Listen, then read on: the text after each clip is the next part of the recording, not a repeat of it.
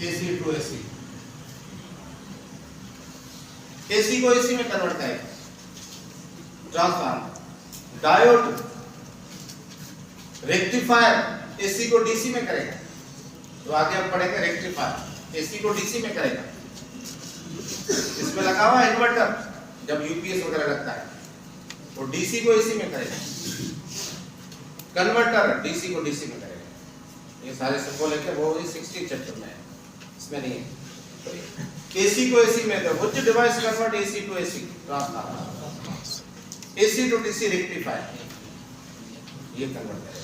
अब देखो transformer device used to increase और decrease AC voltage. Input AC voltage जो मिल रहा है उसको या इंक्रीज करेगा या डिक्रीज करेगा। जो इनपुट में वोल्टेज दे रहे हैं वो हमें आउटपुट में या वैल्यू इंक्रीज होकर मिलेगी या वैल्यू डिक्रीज। वो depends upon number of turns, depends upon type of transformer, कि आप किस टाइप का ट्रांसफार्मर यूज करें। या it is device used to transfer AC voltage, AC voltage को ट्रांसफर करेगा। Transformer operated only AC voltage, DC पे क्यों ऑपरेट नहीं होगा? DC कांस्टेंट करंट है, तो फ्लक्स में चेंज ही नहीं आएगी। फ्लक्स में चेंज ही नहीं, इंड्यूस EMF प्रोड्यूस नहीं होगा, इसलिए DC पे ऑपरेट डज नॉट ऑपरेटेड। अगर इनपुट पर DC देंगे तो ट्रांसफार्मर ऑपरेट नहीं करेगा। Transformer only AC voltage supply. ये कंस्ट्रक्शन है, ये पूरा सॉफ्ट आयरन है। अब सॉफ्ट आयरन है और इसमें लेड, इसकी कोर है, इसमें एक पॉइंट लिखना है, ये कोर जो है लेमिनेटेड है।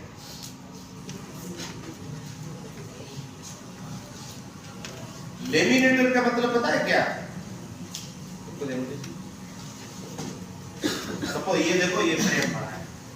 लेमिनेटेड का मतलब ये क्या, ये जो सपोज ये जो सॉफ्ट आयरन मैंने देखा, सॉफ्ट आयरन की पूरी शीट है, ये एक शीट ली, बीच में हमने इंसुलेशन रख दिया, इंसुलेशन मटेरियल रखी, उसके बाद दूसरी आयरन की शीट ली, इसको चिपका दिया। उसके बाद हमने क्या किया, थर्ड इंसुलेशन ली और इंसुलेशन लेके आयरन की शीट ली, फिर इंसुलेशन रखी, आयरन की शीट उससे लिए पैक बन गया। This is the packing. इसके अंदर सारे वो पावर लास्ट में पड़ेंगे, इसलिए मैंने लिखा लेमिनेटेड। क्यों लेमिनेट करते हैं उसका भी रीजन है। सॉफ्ट आयरन क्यों यूज करते हैं उसका भी वो भी पड़ेगा। और अभी इसका इंट्रोडक्शन है। तो वर्किंग प्रिंसिपल इसका फैराडे लॉ ऑफ इलेक्ट्रोमैग्नेटिक। क्यों फैराडे लॉ? देखो ये कॉइल और ये कॉइल इलेक्ट्रिकली कनेक्टेड नहीं है।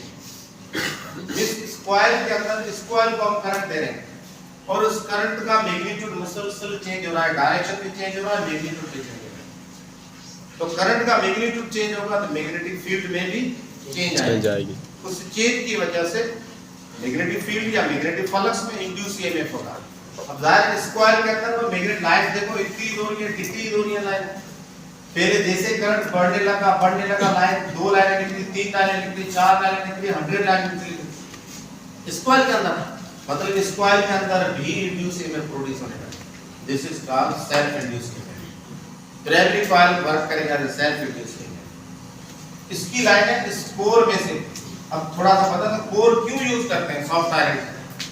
सॉफ्ट आयरन कोर इसलिए यूज करते हैं तो सॉफ्ट आयरन फेरोमैग्नेट है।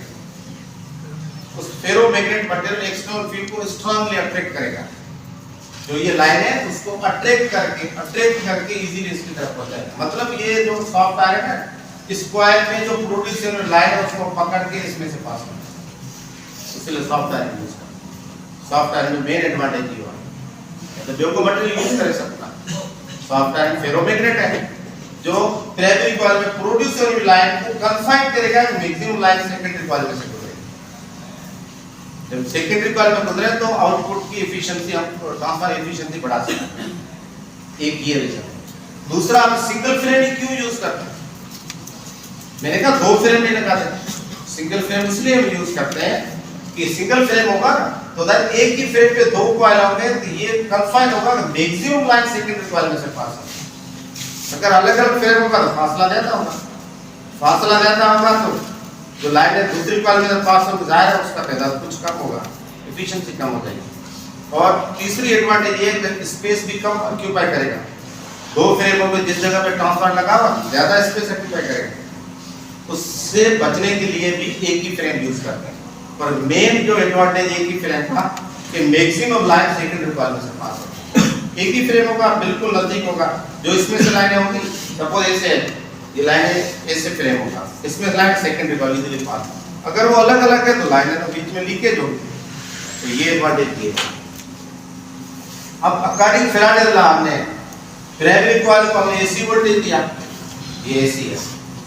एसी क्यों? तो इसमें मैग्नीट्यूड चेंज होगा, डायरेक्शन चेंज होगा, तो इसके अंदर इंड्यूस ईएमएफ होगा। फैराडे लॉ कहते हैं इंड्यूस ईएमएफ होगा। सेकेंडरी कॉइल में इंड्यूस ईएमएफ का फार्मूला, जितनी फ्लक्स में चेंज प्राइमरी में उतनी फ्लक्स में सेकेंडरी में कैंसिल होगा। सिर्फ अब क्या एलपी और एनएस। हां, हमें अगर प्राइमरी कॉइल में करंट ज्यादा चाहिए, इंड्यूस ईएमएफ हम प्राइमरी करंट बढ़ा दें। ये फार्मूला बीएसएनएस। एनपी को सेम ही रखें। अगर हमें स्टेप अप ट्रांसफर करना है, आउटपुट में ज्यादा वोल्टेज चाहिए, तो जो प्राइमरी टर्न्स है उसको सेम ही रखें, सेकेंडरी टर्न्स बढ़ा दें।